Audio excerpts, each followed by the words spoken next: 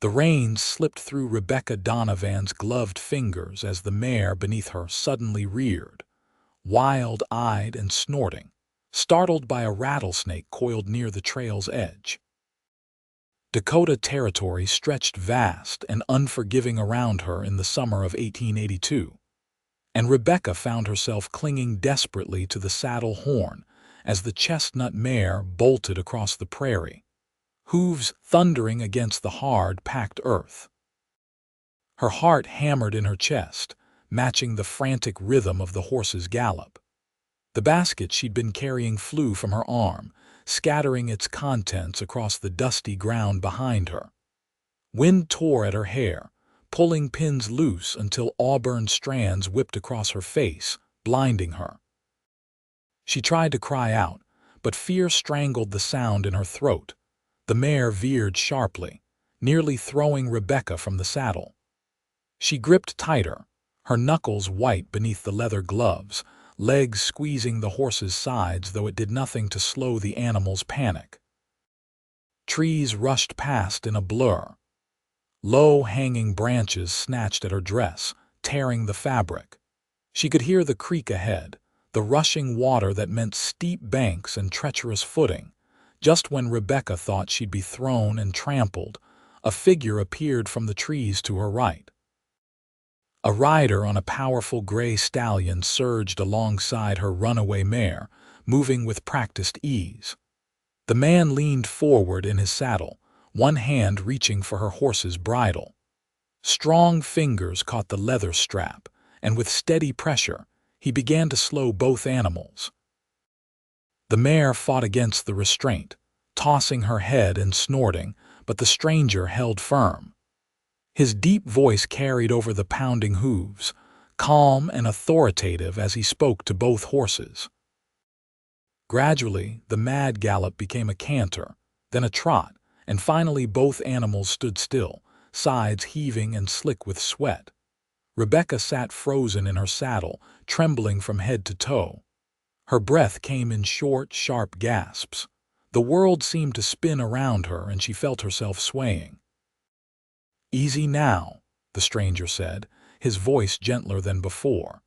He dismounted and stood beside her mare, one hand still gripping the bridle while the other reached up toward her. "You're safe. I've got you."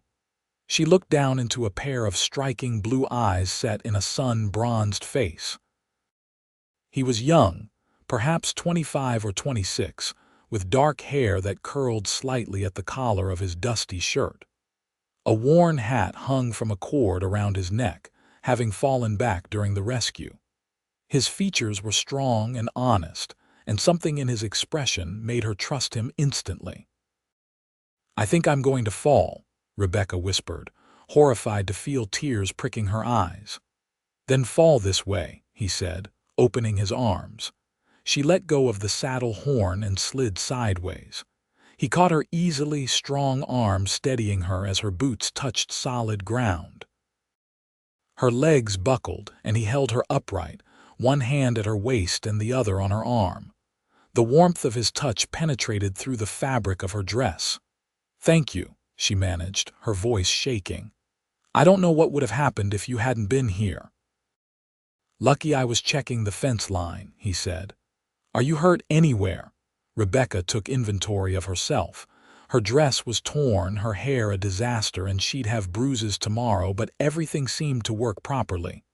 "I don't think so, just shaken." "That was quite a ride. What spooked her?" "A snake near the trail, maybe a quarter-mile back." He nodded, still holding her arm as if sensing she wasn't quite steady yet. "That'll do it. This your mare, borrowed from the livery in Fargo." "I'm not the most experienced rider, but I needed to make a journey, and the stage doesn't run this way." "Where were you headed?" Rebecca hesitated, then decided honesty was owed to the man who just saved her life. "The Callahan Ranch. Do you know it?" Something flickered across his face, too quick for her to read. "I know it. That's still a fair distance from here. You planning to ride the rest of the way alone?" "I was, but perhaps that's not the wisest plan now." She glanced at the mare, who stood quietly now, the panic seemingly forgotten. I'm not sure I trust her anymore. Not her fault. Horse will run from a snake every time, experienced rider or not. But you do need better control, and these trails aren't safe for a woman traveling alone. He paused, studying her face.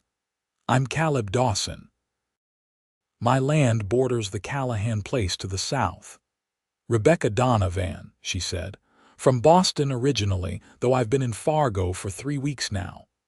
That explains the accent, he said with a slight smile that transformed his serious features. And the saddle work. Boston ladies don't do much riding, I'd imagine. Not much call for it there, she admitted. But I'm learning, or trying to. Caleb glanced at the sun, gauging the time. It'll be dark in a few hours. The Callahan Ranch is at least 2 hours' ride from here, and that's if you know the trails. You won't make it before nightfall, and you definitely shouldn't try in the dark. I have to, Rebecca said, straightening her shoulders. I've come all this way, I have to see him. Him? Caleb's expression shifted, becoming more guarded. Rebecca felt heat rise to her cheeks. Thomas Callahan. We've been corresponding for 6 months. He doesn't know I'm coming. I wanted to surprise him. The warmth in Caleb's eyes cooled noticeably. Thomas Callahan. You know him. I know of him. Caleb released her arm and stepped back, his manner becoming more formal. I should get you back to town then. You can start fresh in the morning with a wagon, maybe hire a driver who knows the way. No, Rebecca said firmly. I've waited too long already. Please, if you know the way, could you escort me there? I can pay you for your trouble. Caleb looked at her for a long moment, something working behind his eyes. Finally, he shook his head. Keep your money. I'll take you, but we need to collect that basket you lost first, and we should water the horses. There's a stream just ahead. Relief flooded through her. Thank you, Mr. Dawson. Truly. Caleb, he corrected. And don't thank me yet. You might change your mind about wanting to reach the Callahan place once we talk a bit. Something in his tone made her uneasy, but Rebecca pushed the feeling aside. She'd come too far to turn back now. Thomas Callahan had written her beautiful letters, full of descriptions of the Dakota Territory and dreams for the future. He'd included a photograph taken last year, showing a handsome man with light hair and a confident smile. His letters had been romantic and persuasive, painting a picture of a life far different from the one Rebecca had known in Boston. Caleb helped her back into the saddle, his hands gentle but impersonal now. He kept hold of her mare's bridle as they walked toward the stream, leading both horses while Rebecca tried to calm her still racing heart. The gray stallion followed behind them, well-trained and patient. How did you end up corresponding with Thomas Callahan? Caleb asked as they walked. My cousin showed me an advertisement in a newspaper. He was looking for a refined woman to write to, possibly with intentions of marriage. I know how it sounds, she added quickly, seeing his expression. But his letters have been wonderful. He's educated, well-spoken, and he describes this country in such beautiful terms. He made me want to see it for myself. And you came all this way without ever meeting him. I know it seems impulsive, but I had my reasons for wanting to leave Boston. My father passed away last year, and my mother 6 months ago. My brother inherited everything, and his wife made it clear I wasn't welcome to stay. Teaching positions for women are scarce, and the ones available don't pay enough to live on. When Thomas wrote that he'd be honored to meet me, that perhaps we could see if our connection through letters translated to something more in person, it felt like providence. Caleb's jaw tightened. Did he send you money for passage? No, I had a small inheritance from my aunt. Enough to get here and sustain myself for a few months while we got to know each other properly. They reached the stream, and Caleb led the horses to drink. He turned to face her, his expression serious. Miss Donovan, I'm going to be straight with you because you seem like a decent person who's been fed a line of pretty words. Thomas Callahan is not what you think he is." Rebecca's stomach clenched. "What do you mean?" "The Callahans are one of the largest ranching families in this part of the territory. Thomas is the second son, which means he's got his brother's money behind him but no real responsibility. He spends most of his time gambling in town or visiting the saloons. He's smooth-talking and handsome, I'll give him that, but he's not looking for a wife. He's looking for entertainment." "You're wrong," Rebecca said, though doubt crept into her voice. "His letters were sincere." "I'm sure they were well written. Thomas had schooling back east. But I've seen him in town with at least 3 different women in the past 6 months, each time introducing them as someone special. They never last more than a few weeks before they realize what he really is." "And what is that?" "A man who likes the chase, but has no interest in the catch. A man who'll say whatever he needs to say to get what he wants, then move on when he gets bored." Rebecca felt her world tilting. She'd invested so much hope in Thomas Callahan, in the dream he'd painted with his words. The thought that it might all be a fabrication, that she'd traveled across the country for a lie, made her want to sink down on the grass and weep. But she'd learned to be stronger than that. Her mother's death had taught her that tears changed nothing. She lifted her chin. "Even if what you say is true, I need to see for myself. I need to hear it from him." Caleb's expression softened. "I understand, and I'll take you there like I promised. But Rebecca," he paused, using her first name for the first time, "don't let him convince you that you imagine the warnings. Men like Thomas are experts at making women doubt themselves." "Are you speaking from experience?" she asked. "Has he wronged you personally in some way?" "He tried to buy my land last year. When I wouldn't sell, he tried to divert the stream that runs through both our properties. It took a lawyer and 3 months to settle it. He's the kind of man who thinks money and charm can get him anything, and he doesn't care who he hurts in the process."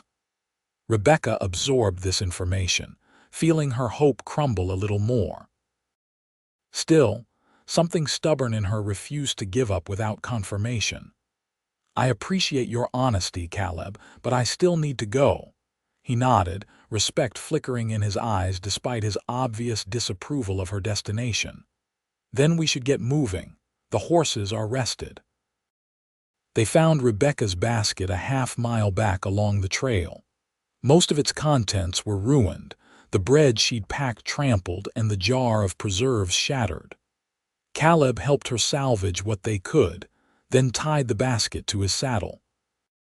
As they rode side by side toward the Callahan ranch, Rebecca found herself studying her rescuer.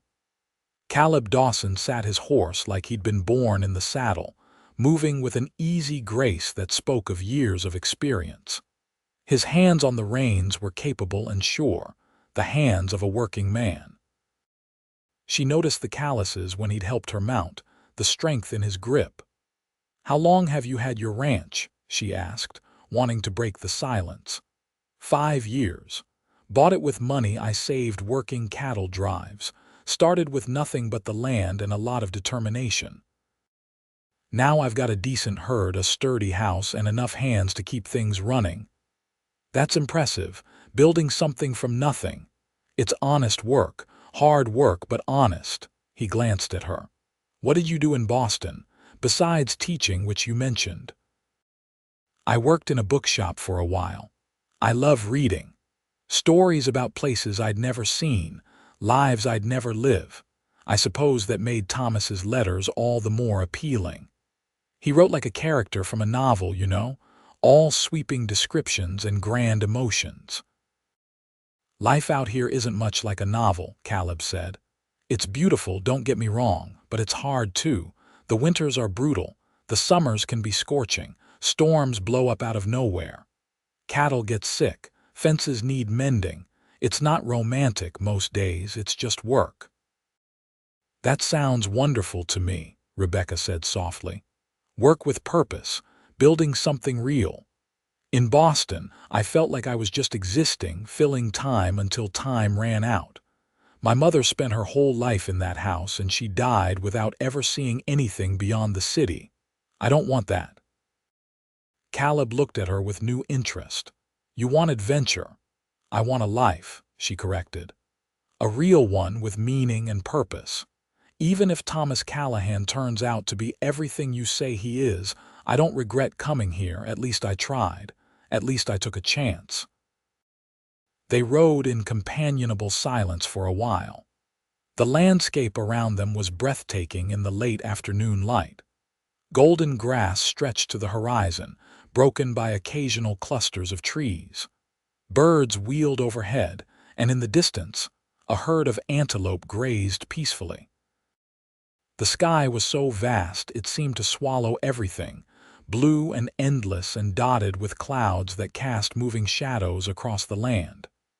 "It is beautiful," Rebecca murmured. "Wait until you see a Dakota sunrise," Caleb said. "Or the stars at night, so thick you can barely see the black between them." "The first time I saw it, I knew I'd never go back east. This country gets in your blood." "Tell me about your ranch," she said. "What's it like?" He seemed surprised by the question, but pleased too. "It's not fancy. The house is 2 rooms right now, though I'm planning to add on next spring. But it's solid, good, thick walls that keep out the cold. I've got a barn for the horses, shelter for the cattle in bad weather. Creek runs right through the property, never dries up even in the worst summers. The land is good for grazing, plenty of grass. I've got about 300 head now, enough to make a living if I'm careful. Do you run it alone?" "I've got 3 hands who work for me. Good men, reliable. They bunk in the barn loft during the season. Come winter, one of them usually heads south, but the other 2 stay on." "It sounds like you've built something to be proud of." "I am proud of it," he said simply. "It's mine. Nobody can take it from me as long as I can pay my debts and keep the herd healthy. It's freedom, in a way, the freedom to work hard and see the results of that work." Rebecca felt a pang of something she couldn't quite name. Listening to Caleb talk about his ranch, hearing the quiet pride in his voice, she realized this was what had been missing from Thomas's letters. For all their flowery language and romantic declarations, they'd lacked this sense of substance, of real connection to the land and the life here. Thomas had written about the beauty and the adventure, but never about the work, the daily reality of building a life in the Dakota Territory. The sun was lower now, painting the sky in shades of orange and pink. Caleb pointed ahead to a cluster of buildings visible in the distance. "That's the Callahan place." Rebecca's heart began to pound again, this time not from fear but from nervous anticipation. After 6 months of letters, of imagining this moment, she was about to meet Thomas Callahan face to face. As they drew closer, she could see it was indeed an impressive spread. The main house was large and well-maintained, painted white with a wide porch. Several outbuildings surrounded it, including a massive barn, stables, and what looked like a bunkhouse for the ranch hands. Corrals held dozens of horses, and in the fields beyond, cattle grazed in organized groups. "Quite an operation," Caleb said neutrally. They rode into the yard and a man emerged from the barn. He was older, perhaps 50, with graying hair and a weathered face. When he saw Caleb, his expression grew wary. "Dawson," he said curtly. "What brings you here?" "I'm escorting Miss Donovan. She's here to see Thomas." The older man's gaze shifted to Rebecca, and she saw surprise flicker across his features. "Thomas isn't here right now. He's in town." Rebecca's disappointment must have shown on her face because the man's expression softened slightly. "I'm Richard Callahan, Thomas's brother." "You're welcome to wait if you'd like. He should be back before dark." Caleb dismounted and helped Rebecca down from her horse. Her legs were stiff from the ride, and she stumbled slightly. His hand steadied her, warm through the fabric of her sleeve. "Thank you for bringing her safely," Richard said to Caleb, though his tone remained cool. I can take it from here. I'll wait with her, Caleb said firmly, at least until Thomas returns. Richard's eyes narrowed. That's not necessary. I'd feel better about it. The two men stared at each other, some unspoken tension passing between them. Finally, Richard shrugged. Suit yourself. Miss Donovan, would you like to come inside? My wife can offer you some refreshment after your journey. That's very kind, thank you. Rebecca glanced back at Caleb, who nodded encouragingly. She followed Richard toward the house, her stomach churning with nerves. This wasn't how she'd imagined this moment. She'd pictured Thomas waiting for her, perhaps on the porch of a more modest home, his face lighting up when he saw her. Not this grand estate, not an absent suitor, not the uncomfortable tension between her rescuer and Thomas's family. Richard's wife, Martha, was a pleasant woman in her 40s who welcomed Rebecca warmly despite her bedraggled appearance. She clucked over Rebecca's torn dress and disheveled hair, insisting she freshen up before Thomas returned. Rebecca found herself led to a guest room and provided with water to wash and a brush for her hair. As she tidied herself, Rebecca stared at her reflection in the mirror. Her face was flushed from the ride, her eyes too bright with nervous energy. She looked different than she had in Boston, she realized. Less pale, less tired. The journey had put color in her cheeks and a spark in her eyes that hadn't been there before. She thought about Caleb waiting outside, about his warnings regarding Thomas.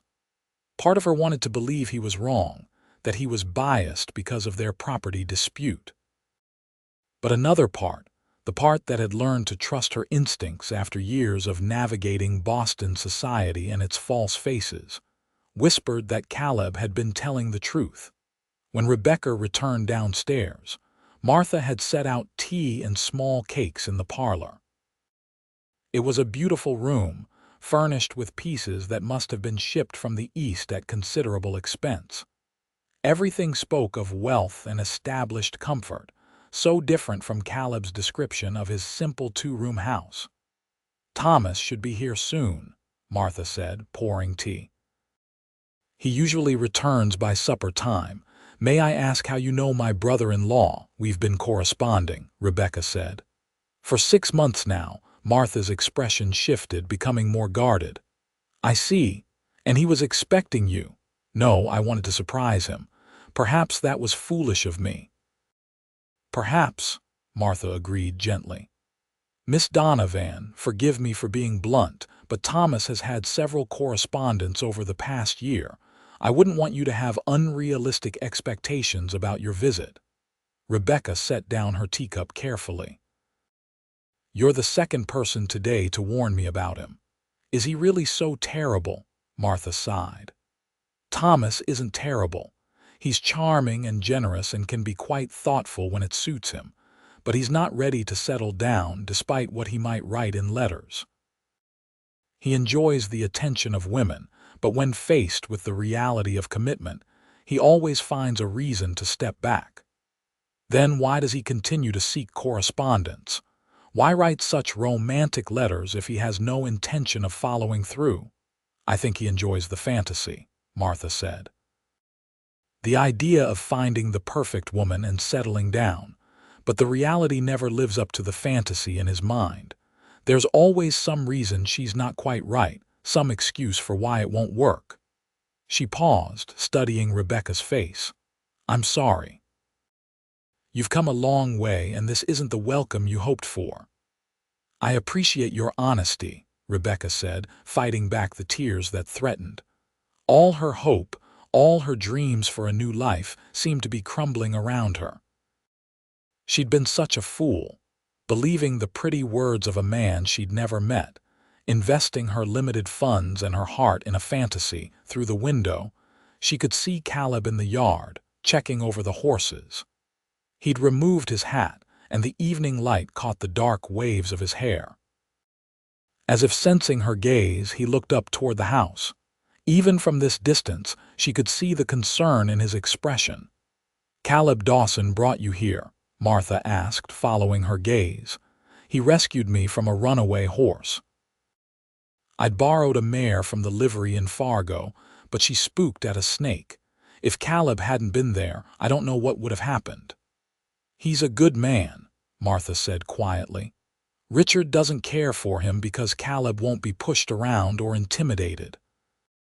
Most of the smaller ranchers around here defer to the Callahans because we have more land and more money. But Caleb built his place himself and he's proud. He won't bow to anyone. He warned me about Thomas too." "Did he?" "That must have taken courage. Richard would be furious if he knew." Martha refilled Rebecca's teacup. "Caleb doesn't come around here much anymore, not since the dispute over the water rights. But I remember when he first arrived in the territory. He worked for us briefly, one summer when we needed extra hands. He was young, maybe 20, but he worked harder than men twice his age. Richard offered him a permanent position, but Caleb said he was saving to buy his own place. When he did, Richard was actually pleased. He respects ambition. But then Thomas got greedy and tried to expand our boundaries, and everything went sour." Before Rebecca could respond, they heard the sound of hoofbeats in the yard. Martha stood, smoothing her dress. "That will be Thomas now." Rebecca's heart hammered as she rose to her feet. This was it, the moment she'd been both anticipating and dreading since Caleb's warnings. Through the window, she saw a man dismounting from a handsome bay horse. He was tall and well-built, dressed in expensive clothes that set him apart from the working ranch hands. Even from here, she could see he was handsome, with light hair and regular features. Thomas strode toward the house, then stopped short when he saw Caleb in the yard. Rebecca couldn't hear their exchange, but she saw Thomas's expression shift from surprise to annoyance. Caleb said something, gesturing toward the house, and Thomas's gaze swung to the window where Rebecca stood. For a moment, their eyes met. She saw him take in her appearance, saw calculation cross his face before being replaced by a charming smile. He said something else to Caleb, then headed for the house with quick steps. Martha moved to greet her brother-in-law as he entered. "Thomas, you have a visitor." "So I see." Thomas came into the parlor, and up close, Rebecca could confirm that he was indeed the man from the photograph. Perhaps a bit older, with lines around his eyes that the picture hadn't captured, but still undeniably handsome. He took her hand, bowing over it with practiced grace. "Miss Donovan, I presume. This is an unexpected pleasure." His voice was smooth and cultured, just as she'd imagined from his letters. But something about his smile didn't quite reach his eyes. There was a wariness there, a calculation that made her suddenly very conscious of Caleb's warnings. "Mr. Callahan," she said, withdrawing her hand gently. "I apologize for arriving unannounced. I wanted to surprise you. And what a lovely surprise it is."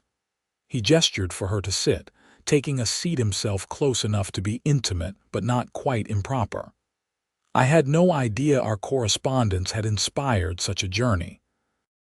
You must tell me all about your travels. Was the trip terribly difficult?" As Rebecca began to describe her journey from Boston, she watched Thomas's face. He listened with apparent interest, making all the right comments and expressions.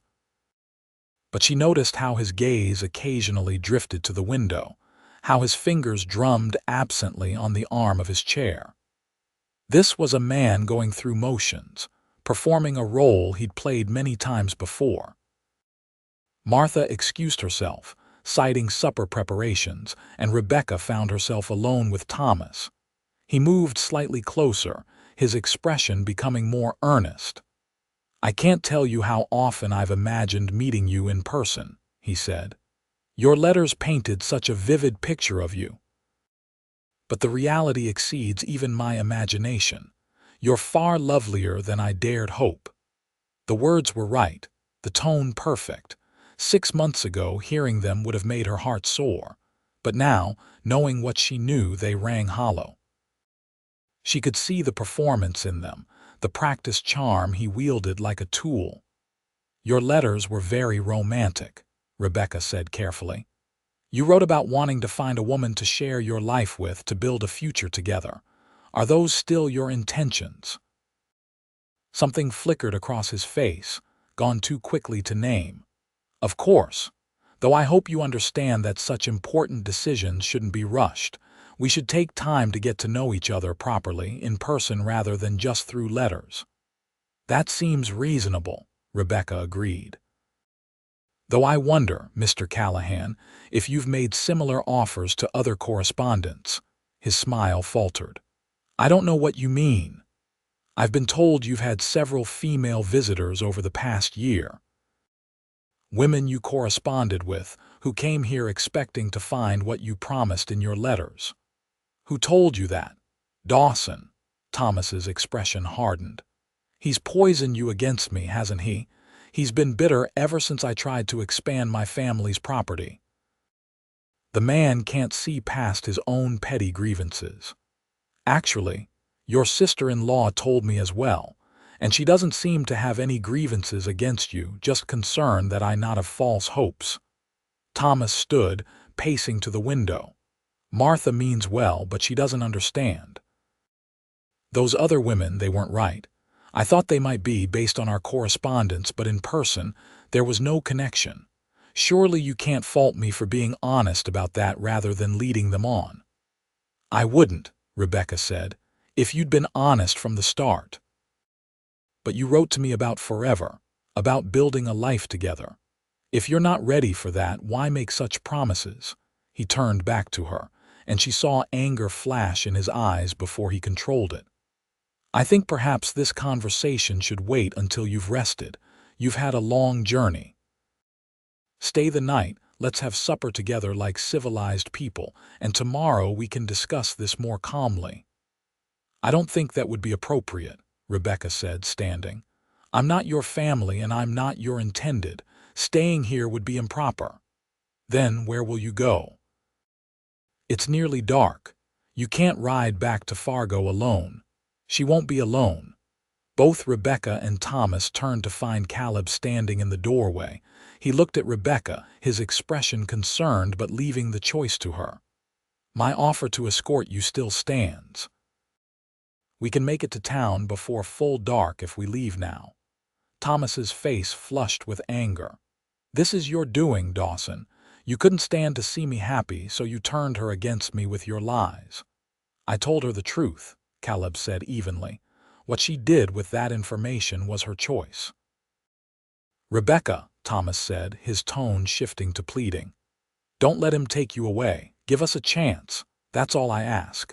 One evening, one meal, one real conversation without his interference." Rebecca looked between the two men. Thomas, handsome and practiced, offering her the dream she'd traveled so far to find. And Caleb, honest and steady, offering her nothing but the truth and safe passage back to town. The choice wasn't as difficult as it might have been 6 months ago. "Thank you for your hospitality, Mr. Callahan," she said formally. "But I think it's best if I return to Fargo tonight. I'm sorry to have troubled you." "You're making a mistake," Thomas said, his voice tight with barely controlled anger. "You'll regret this." "Perhaps," Rebecca said. "But it will be my mistake to make, and my regret to live with. That's better than living with regrets caused by someone else's deception." She walked to where Caleb stood, and he offered her his arm. As they left the parlor, she heard Thomas curse behind them, followed by the sound of something breaking. She didn't look back. Martha met them at the door, pressing a bundle into Rebecca's hands. "Some food for the journey," she said quietly. "And I'm sorry, dear. I truly am." "Thank you for your kindness," Rebecca said. "You tried to warn me gently. I appreciate that." Outside, Caleb helped her mount the borrowed mare. The horse seemed calm now, the earlier panic forgotten. As they rode out of the Callahan yard, Rebecca felt a strange mixture of emotions. Disappointment, certainly. Her dreams of a ready-made future had died today, but also relief and something else she couldn't quite name. "Are you all right?" Caleb asked as they rode. "I think so," Rebecca said. "I feel foolish for believing him, for coming all this way based on pretty words." "Don't. He's good at what he does. You're not the first intelligent woman to be taken in by him, and you probably won't be the last." They rode in silence for a while as the sun sank lower, painting the sky in brilliant shades of red and gold. The prairie stretched around them, vast and beautiful in the dying light. "What will you do now?" Caleb asked. "Return to Boston," the thought filled Rebecca with dread. "No, there's nothing for me there. I'll find work in Fargo, I suppose. Maybe the hotel needs help or one of the shops. I have enough money to live on for a few months while I look." "Can you cook?" She glanced at him, surprised by the question. "Yes, actually. My mother taught me." "Why?" Caleb seemed to be wrestling with something, his jaw tight. Finally, he spoke. "My hands are good men, but they're terrible cooks. Mostly we live on beans and bacon and whatever bread we can buy in town. I've been thinking about hiring someone to help with the cooking and cleaning, maybe some of the lighter work around the ranch. The pay wouldn't be much, but it would include room and board, a small cabin on the property, private and secure." Rebecca's heart began to beat faster. "Are you offering me a job?" "I'm offering you an option. You said you wanted a real life out here, work with purpose." "Ranch work is about as real and purposeful as it gets. But I won't lie to you like Thomas did. It's hard work, long hours, and it's not romantic or exciting most of the time. But it's honest, and you'd be safe. My hands are good men, and I'd make sure everyone understood you were under my protection." "Why would you do this for me? You barely know me." "I know enough," Caleb said. "I know you were brave enough to travel across the country alone for a chance at something better. I know you were honest enough to confront Thomas even though it meant your dreams falling apart. And I know you're strong enough to make hard choices. That's the kind of person who survives out here, who thrives even. Besides," he added with a slight smile, "anyone who can quote Shakespeare and handle a runaway horse in the same day is someone I'd like to have around." "I didn't quote Shakespeare," Rebecca said, confused. "No, but your letters were in that basket, the one that spilled. I saw some of the pages while we were collecting your things. You have beautiful handwriting and you mentioned reading Shakespeare." Rebecca felt her face flush. "You read my letters. Only a few lines by accident, but they showed someone thoughtful and educated, someone who thinks deeply about things." He paused. "I'm not Thomas Callahan, Rebecca. I can't offer you grand romance or an established estate. But I can offer you honest work, fair pay, and respect. What you make of it beyond that is up to you." They'd reached a fork in the trail. One path led toward Fargo, the other in a different direction. Caleb pulled his horse to a stop, waiting for her decision. Rebecca thought about the hotel in Fargo, about asking for work in shops or saloons, about the uncertain future that awaited her there. Then she thought about what Caleb was offering. A place, a purpose, a chance to learn this land she'd already fallen in love with. It wasn't the romantic dream she'd envisioned, but it was real. "Which way to your ranch?" she asked. Caleb's face lit up with a smile that transformed his features, making him suddenly, strikingly handsome. He pointed down the right fork. "That way, about an hour's ride." "Then let's go." "But I want to be clear, Mr. Dawson. This is just a job. I'm not looking for anything more than honest work and a place to stay." "Understood completely, Miss Donovan. Just a job." But the warmth in his eyes suggested he was pleased nonetheless. They rode toward Caleb's ranch as darkness fell. True to his word about the stars, the sky filled with more light than Rebecca had ever seen. The Milky Way stretched overhead like a river of diamonds, and she found herself tilting her head back to stare in wonder. "Told you," Caleb said softly. "Wait until you see the sunrise tomorrow." It's even better. The ranch, when they reached it, was exactly as Caleb had described. Simple but solid, the two-room house sat in a small valley with the creek running nearby. Even in the darkness, Rebecca could sense the care that had gone into the place.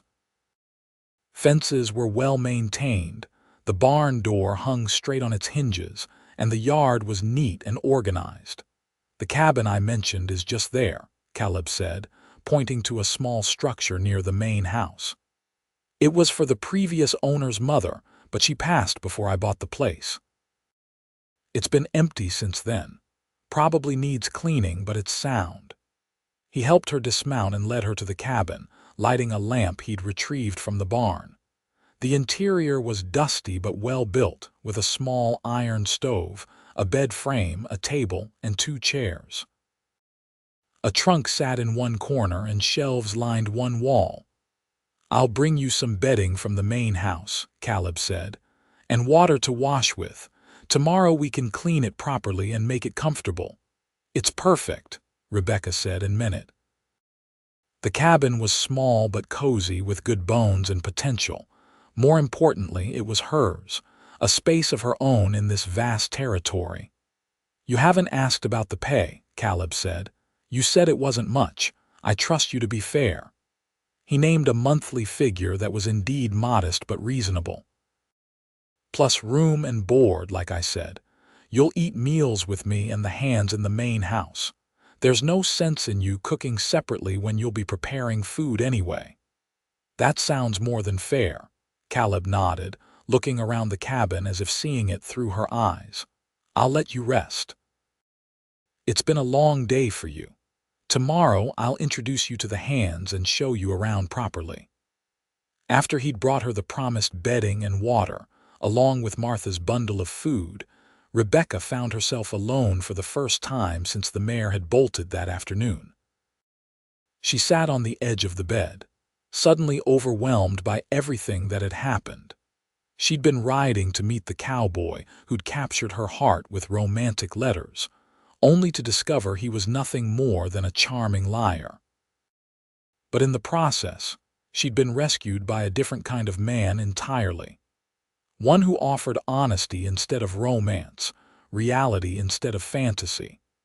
And somehow, sitting in this simple cabin on the edge of the Dakota prairie, Rebecca felt more hopeful than she had in months. The next morning, Rebecca woke to light streaming through the cabin window. For a moment, she couldn't remember where she was. Then memory flooded back and she sat up quickly, looking around at her new home. Through the window, she could see the sky was painted in shades of pink and orange, the sunrise Caleb had promised. She'd never seen anything so beautiful. She washed quickly with the water from the pitcher and changed into her only other dress, grateful it hadn't been damaged in yesterday's adventure. When she emerged from the cabin, she found Caleb in the yard, already at work mending a section of fence. "Good morning," he called. "I hope you slept well.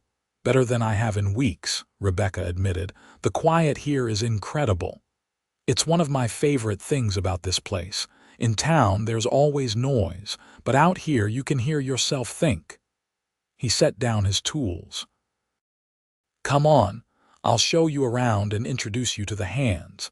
Then we can talk about what you'll be responsible for."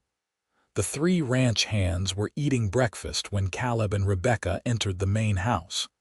They stood quickly, removing their hats and looking surprised to see a woman. "Boys, this is Miss Rebecca Donovan. She'll be doing the cooking and helping around the ranch. I expect you to treat her with respect and courtesy. Rebecca, this is Jake, Pete, and Sam." Jake was older, perhaps 40, with kind eyes and a weathered face.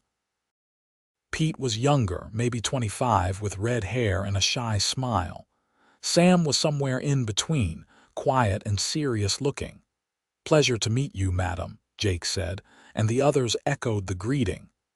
"I'm looking forward to working with all of you," Rebecca said. "Though I should warn you, I'm still learning about ranch life. You'll have to be patient with me." "You cook better than us. You'll be worth any learning curve," Pete said with a grin. This morning we had burned bacon and hard biscuits. Again. Rebecca looked at the sad remains of their breakfast and couldn't help but smile. I think I can do better than that. Why don't you all get to work and I'll have a proper meal ready for lunch? After the hands had left, Caleb showed Rebecca around the house.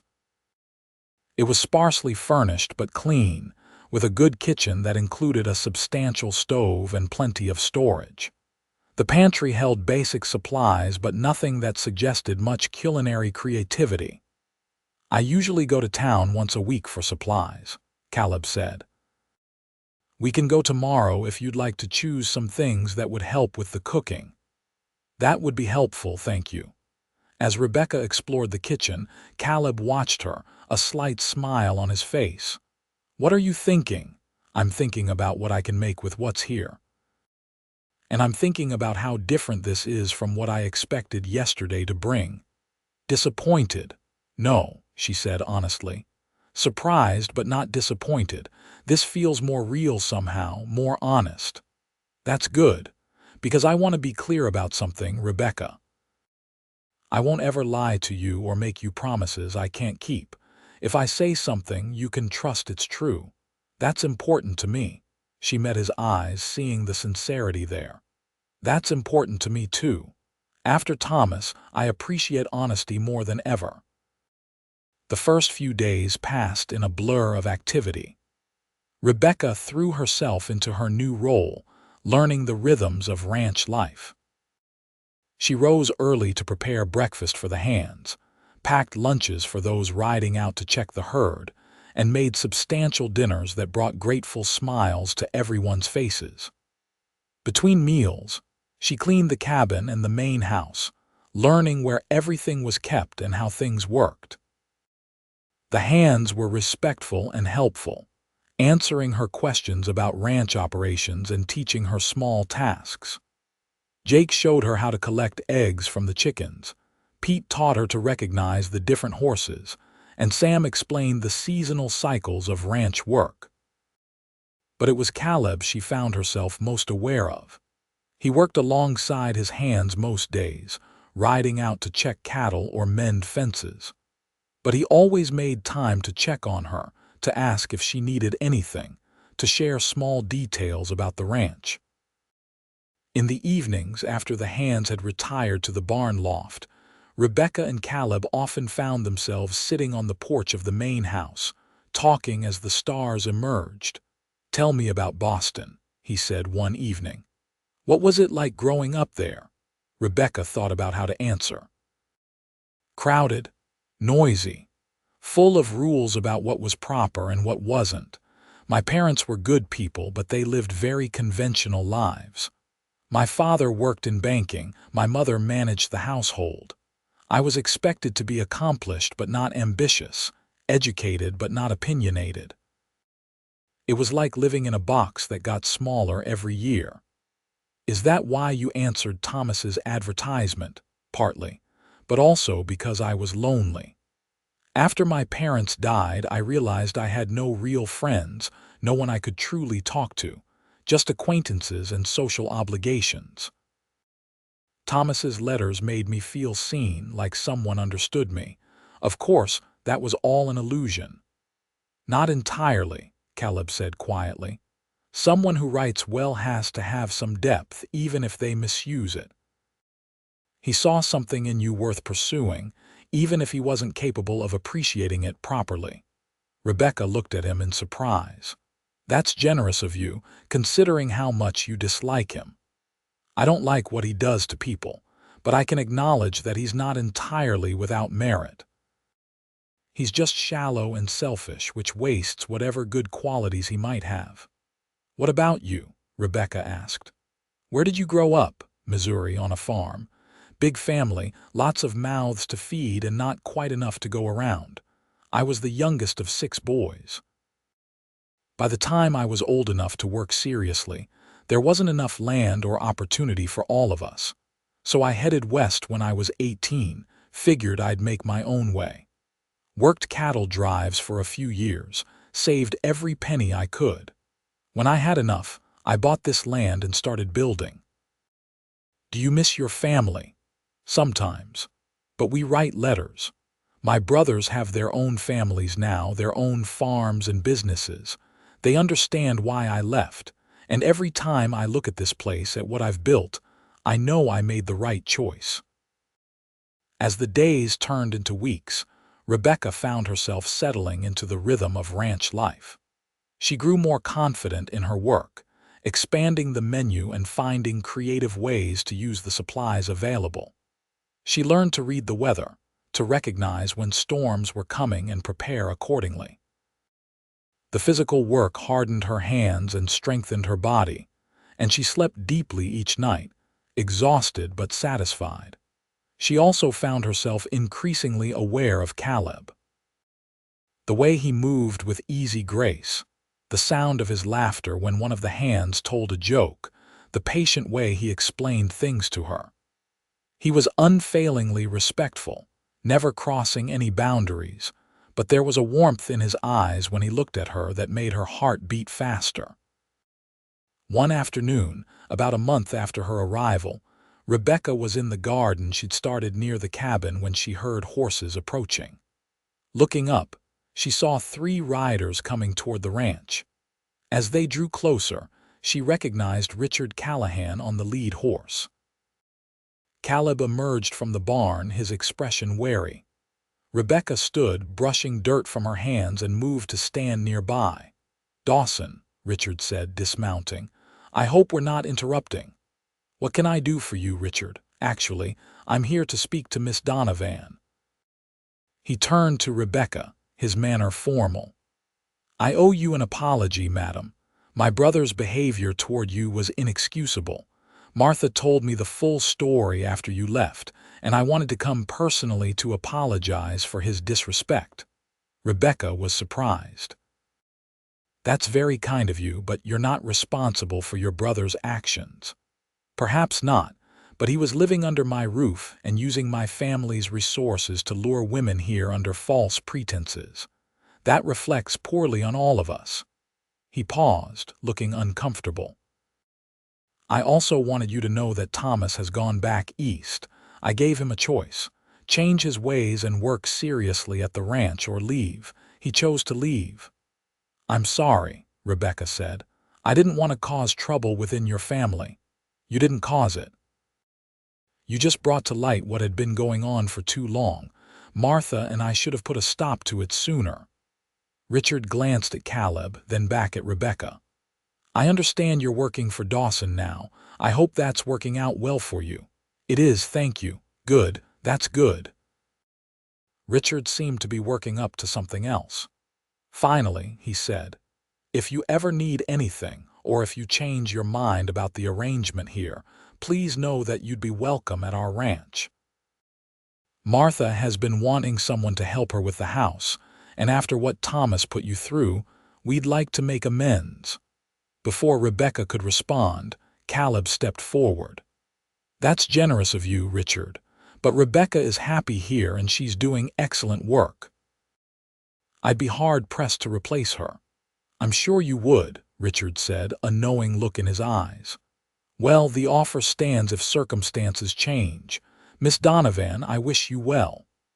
He tipped his hat and remounted, riding away with his companions. After they'd left, Caleb turned to Rebecca. "You don't have to stay here if you'd rather work at the Callahan place. It would probably be easier work and certainly better pay." "Do you want me to leave?" Rebecca asked, her heart sinking.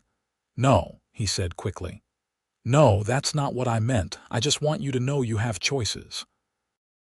You're not obligated to stay here just because I offered you a job first."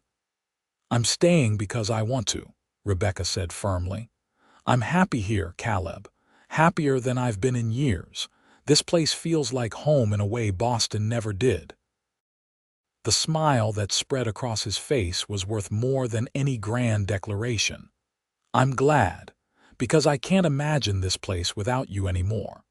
The words hung between them, heavy with implication. Rebecca felt her breath catch, aware they were venturing into territory neither had acknowledged before. "Caleb," she began, not sure what she wanted to say, but he shook his head gently. "I know. You said this was just a job, and I've respected that. I'm not Thomas Callahan, making promises and declarations before there's any foundation for them. But I want you to know that having you here has changed things for me. This place feels more like a home now, not just a ranch, and that's because of you." "It feels different for me too," Rebecca admitted. "I came here looking for one thing and found something completely unexpected, something better." "We don't have to rush anything," Caleb said. "We have time to see where this goes, to build something real and solid, if that's what you want." "It is," Rebecca said softly. "It's exactly what I want." The weeks that followed were some of the happiest of Rebecca's life. She and Caleb grew closer, their relationship deepening naturally as they worked side by side. They talked for hours in the evenings, sharing stories and dreams. He showed her his favorite places on the ranch: a high meadow where wildflowers bloomed in abundance, a bend in the creek where the water pooled clear and cold. The hands noticed the change and approved, their respect for Rebecca growing as they saw how happy she and Caleb made each other. Jake told her one day while she was helping him in the garden that he'd never seen Caleb smile so much. "He's always been a good boss," Jake said. "Fair and hardworking, but there was a loneliness to him, like he was building all this for a future he wasn't sure would ever come. You changed that. You gave him something to build toward, not just away from." The words touched Rebecca deeply. She'd spent so much of her life feeling like an obligation or a burden, someone to be endured rather than enjoyed. With Caleb, she felt valued and cherished in a way that was entirely new. One evening in late summer, Caleb asked her to go riding with him. They saddled horses and rode out across the prairie, the setting sun painting everything in gold. He led her to the high meadow he'd shown her before, now ablaze with late-season flowers. They dismounted, and Caleb took her hand, leading her to a spot where they could see for miles in every direction. The land stretched out around them, beautiful and wild and full of promise. "I love you," Caleb said quietly. "I think I have since the moment I saw you on that runaway horse, trying so hard to be brave even though you were terrified. I love your strength and your honesty. I love the way you tackle new challenges without complaint. I love how you've made this ranch feel like a home, and I love the future I see when I imagine you beside me." Rebecca's eyes filled with tears, but they were happy ones. "I love you too. I came here looking for a romantic fantasy, but I found something so much better. I found real love, built on honesty and respect and shared work. I found a partner." He pulled her close, and their first kiss was sweet and perfect, full of promise for all the days to come. When they finally drew apart, Caleb kept his arms around her, holding her as the stars began to emerge overhead. "Marry me," he said. "Not because it's expected or because we've followed some conventional timeline. Marry me because we choose each other every day, and I want to keep choosing you for the rest of my life." "Yes," Rebecca said without hesitation. "Yes, absolutely yes." They were married 6 weeks later in a small ceremony in Fargo. Jake, Pete, and Sam stood as witnesses, along with Martha and Richard Callahan, who had become genuine friends. The whole town seemed to turn out, curious about the Boston woman who'd come west to marry one man and ended up with another.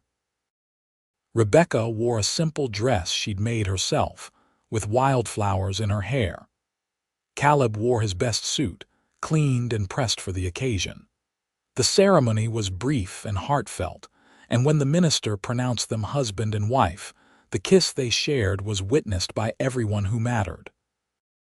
The celebration afterward was held at the ranch, with tables set up in the yard and food contributed by neighbors from miles around. Rebecca found herself surrounded by well-wishers, women who shared advice about surviving the winter and men who clapped Caleb on the back and told him he was a lucky man. As the sun set and the dancing began, Caleb pulled Rebecca into his arms. They swayed together under the same stars that had witnessed the beginning of their story.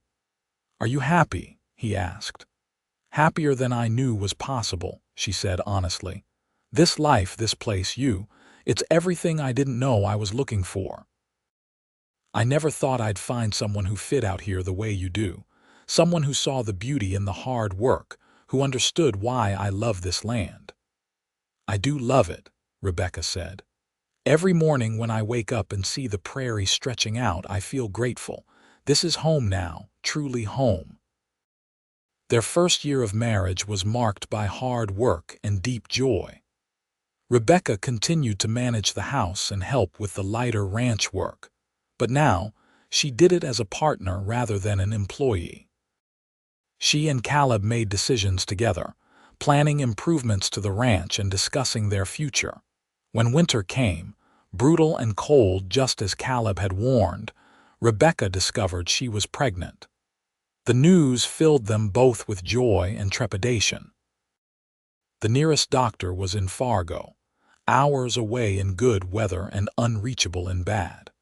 But Martha Callahan, who'd had 3 children of her own, came to stay as Rebecca's time drew near. And when their son was born on a freezing February night in 1883, she was there to help. They named him Charles, after Caleb's father, and he was perfect. Dark-haired like Caleb with Rebecca's green eyes, he filled the small house with noise and life. Watching Caleb hold their son for the first time, seeing the wonder and love on his face, Rebecca felt her heart might burst with happiness. "He's so small," Caleb marveled, cradling the baby with infinite care. "So perfect." "He has your stubbornness already," Rebecca said with a tired smile.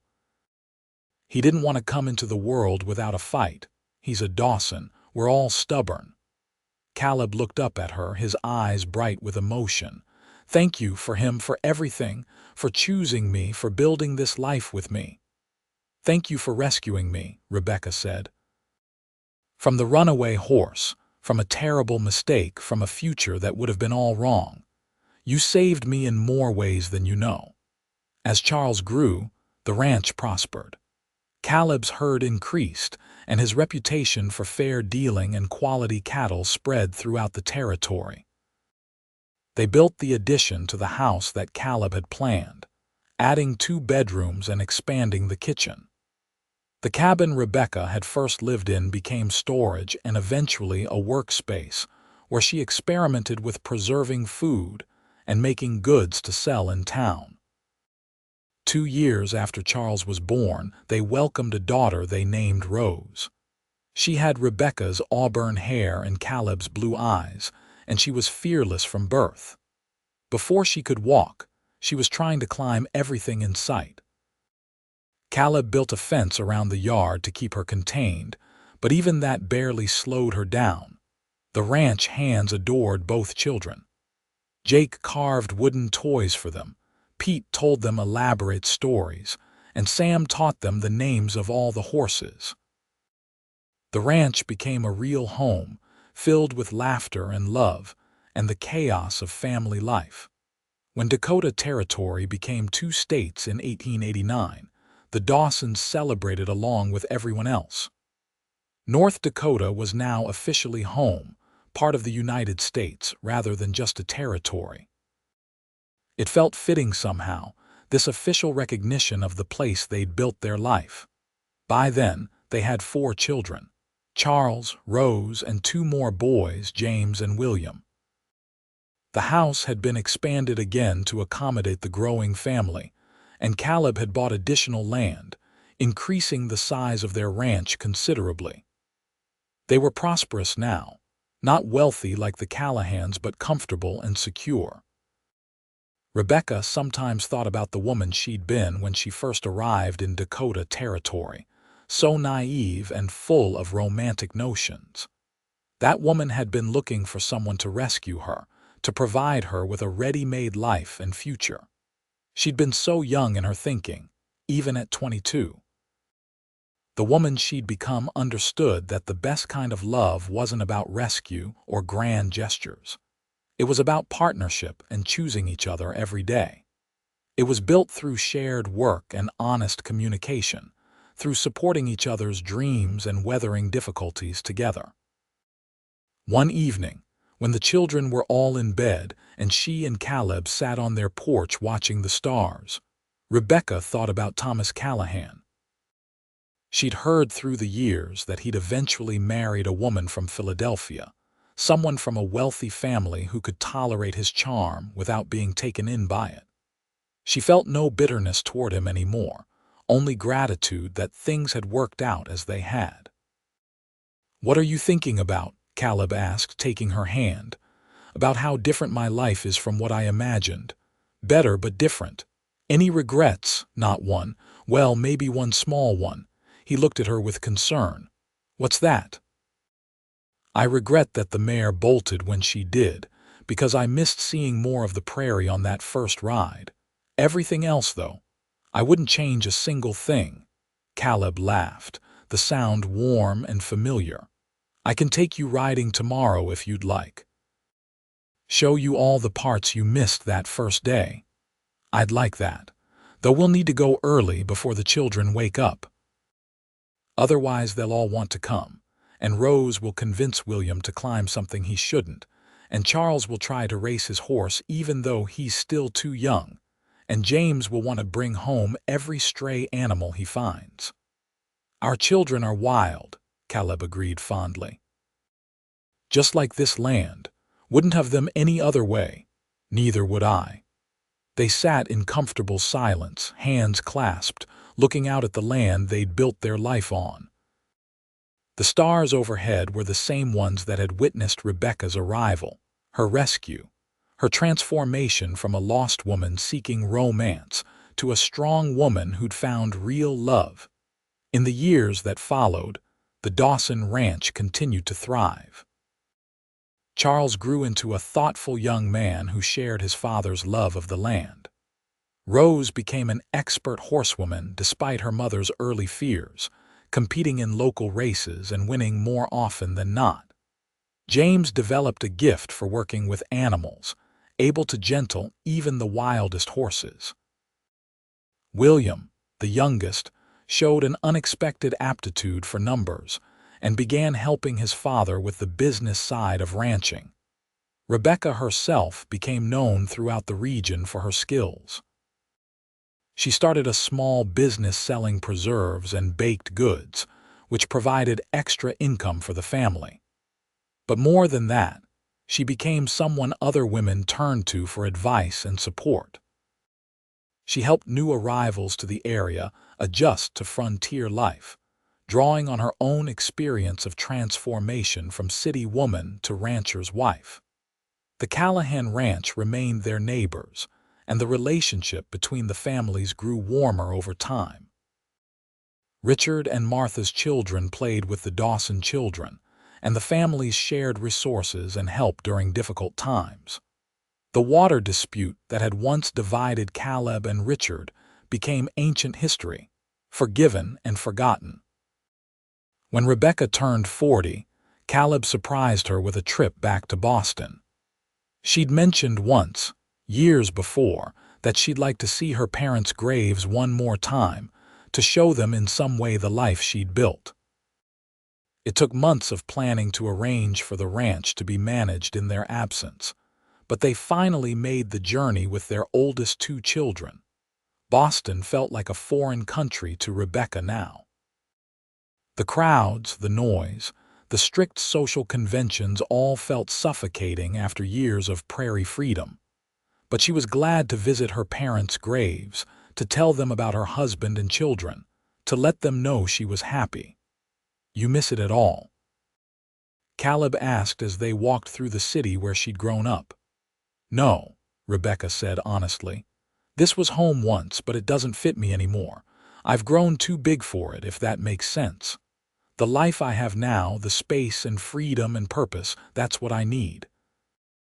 I could never go back to being the woman I was here. I'm glad, Caleb said, because I need you exactly as you are now, strong and capable and full of life, my partner in everything. They returned to Dakota Territory with relief, both of them eager to see the prairie again, to breathe air that didn't taste of coal smoke and crowded streets. When their ranch came into view, Rebecca felt her heart lift with pure joy. This was home, truly and completely. As Rebecca and Caleb grew older, they began to gradually hand over more responsibility to their children. Charles took on more of the daily ranch management. Rose, who had married a neighboring rancher's son, remained deeply involved in the horse breeding program she'd developed. James and William worked as partners in expanding the ranch's operations. Rebecca and Caleb found themselves with more time to simply enjoy each other's company. They took long rides together, exploring parts of the territory they'd never had time to visit before. They spent evenings on the porch, talking and watching the stars just as they had in the early days of their marriage. "We did well," Caleb said one evening when Rebecca was 52 and he was 57. "Built something good and lasting." "We did," Rebecca agreed. 4 wonderful children, a prosperous ranch, a good life. More than I ever dreamed of when I was that scared woman on a runaway horse. "You were never just scared," Caleb said. "You were brave. It takes courage to hold on, to keep trying even when you're terrified." "I saw that bravery the first moment I saw you, and I've seen it every day since." "You gave me a place where I could be brave," Rebecca said. "A place where I could grow and become who I was meant to be. That's the greatest gift anyone could have given me." They had been married 30 years when Rebecca found herself thinking back to that fateful day when everything had changed. She'd been riding to meet the cowboy who'd saved her, or so she'd thought. She'd believed Thomas Callahan's pretty words and romantic promises represented rescue and salvation. How wrong she'd been. The real cowboy who'd saved her had been the one who'd stopped her runaway horse, who'd offered her honesty instead of romance, reality instead of fantasy. Caleb had saved her from a terrible mistake, and in doing so, he'd given her something infinitely more valuable than the false dream she'd been chasing. He'd given her a real life, a true partnership, and a love built on solid ground. Their grandchildren began to arrive, and Rebecca delighted in them. Charles and his wife had 3 children who visited often. Rose had 2 daughters who were as horse-crazy as their mother. The house that had once seemed too big when it was just Rebecca and Caleb was now often filled to bursting with family. On Rebecca's 60th birthday, the whole family gathered for a celebration. Children and grandchildren filled the house and yard, 3 generations of Dawsons together. As Rebecca looked around at the faces of people she loved, at the life she and Caleb had built together, she felt overwhelmed with gratitude. That evening, after everyone had gone home or to bed, she and Caleb sat on their porch once more. The stars overhead were the same stars that had shone on their first evening together, on their wedding day, on every important moment of their life together. "I've been thinking," Rebecca said, "about that day when my horse bolted, about how terrified I was, how certain I was about to die. And then you appeared and saved me." "I remember," Caleb said softly. "I was riding to meet Thomas Callahan. I truly believed he was my salvation, the answer to all my problems. I was so wrong about what I needed, about what would make me happy." "We were both lucky," Caleb said. "Lucky that I was checking that fence line at exactly the right time. Lucky that you were brave enough to see the truth about Thomas. Lucky that we found each other." "I don't think it was just luck," Rebecca said. "I think it was meant to be. I was supposed to come here. I was supposed to be on that runaway horse, and you were supposed to rescue me, though not in the way either of us expected." "How do you mean?" I thought I needed someone to rescue me from my circumstances, to provide me with a ready-made life and future. But what I really needed was someone to rescue me from my own limited thinking. You did that. You showed me I could build my own life, be my own person, create my own future. You rescued me from the idea that I needed rescuing at all. Caleb pulled her close, kissing her forehead. And you rescued me from loneliness, from building a life that was all work and no joy, from thinking that success was measured only in cattle and land.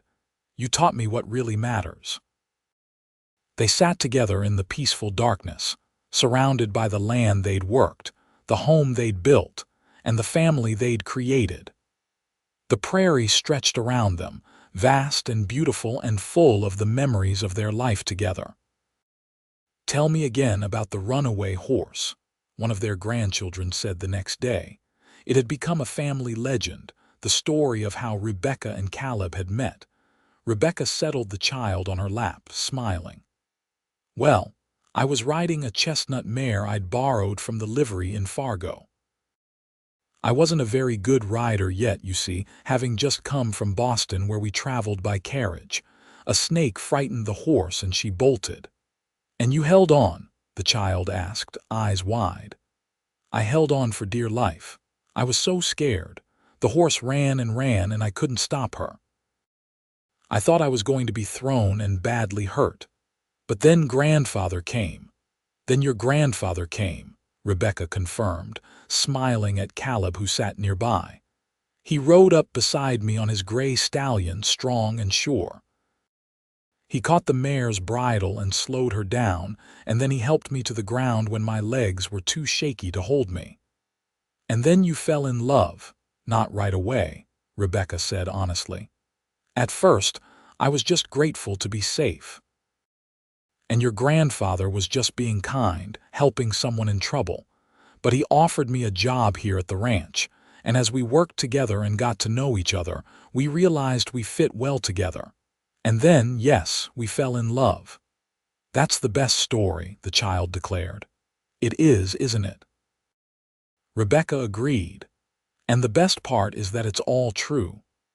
When Rebecca was 65 and Caleb 70, they decided to take one more trip together.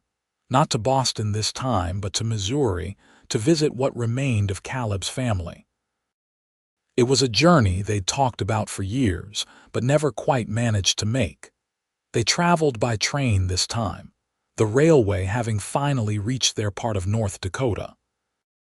It was a strange experience for Rebecca, who still remembered her first train journey west all those years ago, full of fear and hope and uncertainty about what awaited her. "What are you thinking about?" Caleb asked, seeing the distant look in her eyes. "About the woman I was when I first came west. How young and naive I was, how certain I knew what I wanted even though I was completely wrong." "You weren't wrong about everything. You knew you needed a change, a new life. You just hadn't figured out what shape that life should take." "True. And I'm grateful every day that things worked out as they did.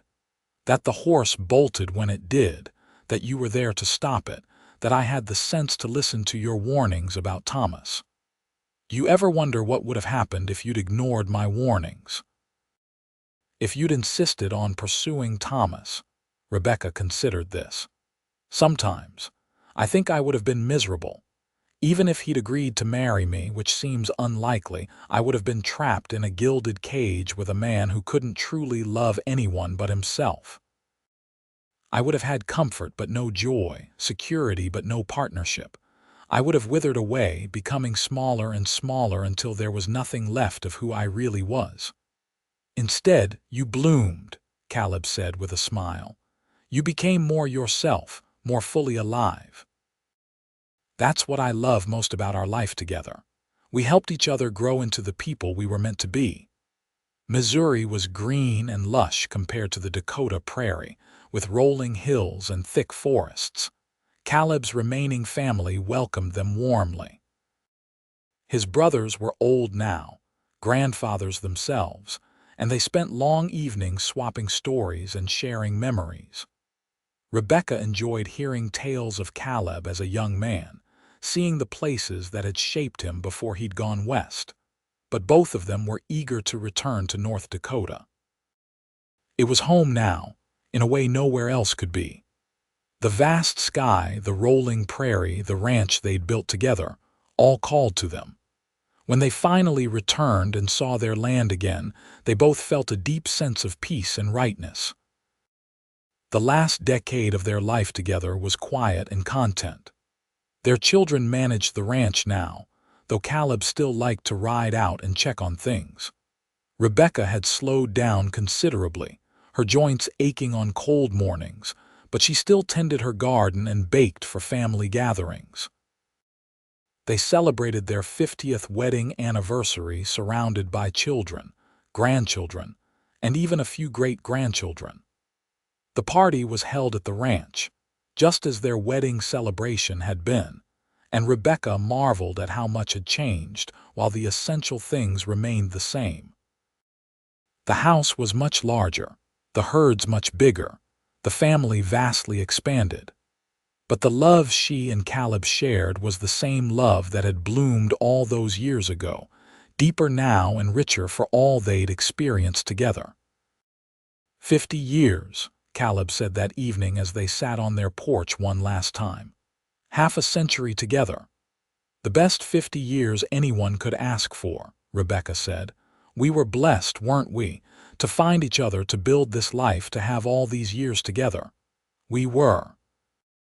Though I think we also worked for it. Love isn't just luck or fate. It's a choice you make every day to be honest and kind and supportive, to build each other up rather than tear each other down. We chose well and we chose wisely.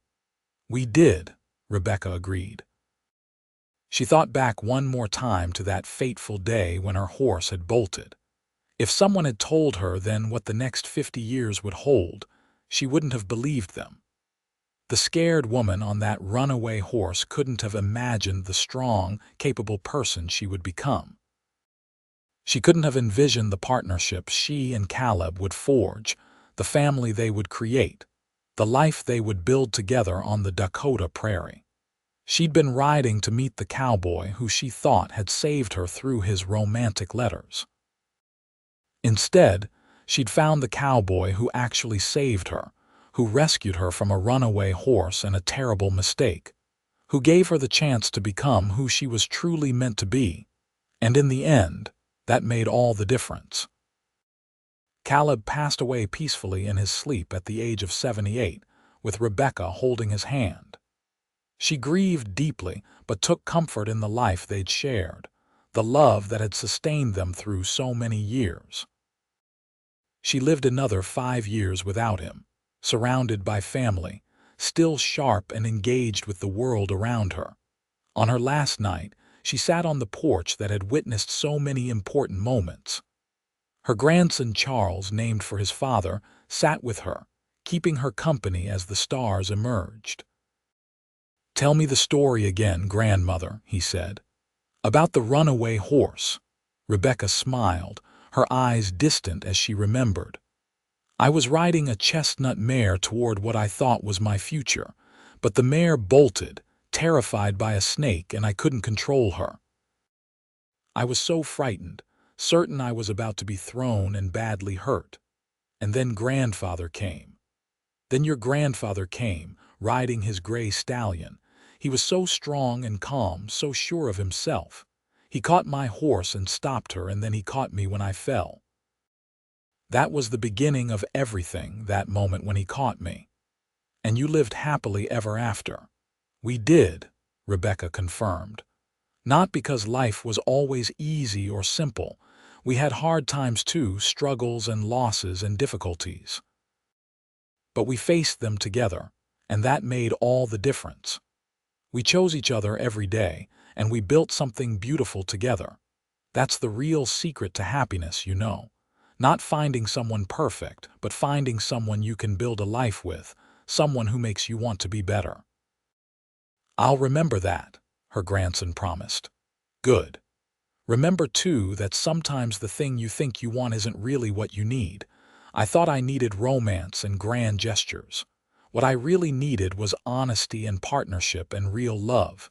Your grandfather gave me all of that." Rebecca passed away that night, peacefully and without pain, her long life complete. She was buried beside Caleb on a hill overlooking the ranch they'd built together, with the prairie stretching out around them and the vast Dakota sky overhead. Her descendants continued to work the land for generations, building on the foundation she and Caleb had laid. The story of the runaway horse became family legend, told and retold to each new generation. It was a reminder that sometimes the best things in life come from unexpected places, that true love is built on honesty and shared work, and that having the courage to choose wisely can change everything. Rebecca had come to Dakota Territory in 1882 as a naive young woman chasing a fantasy. She'd been riding to meet the cowboy who she thought had saved her with romantic letters and pretty promises. Instead, she found the cowboy who truly saved her, who offered her honesty and respect and the chance to build a real life. Together, they created something that lasted long after they were gone. A family, a legacy, and a love story for the ages. And it all began with a runaway horse and the man brave enough to stop it.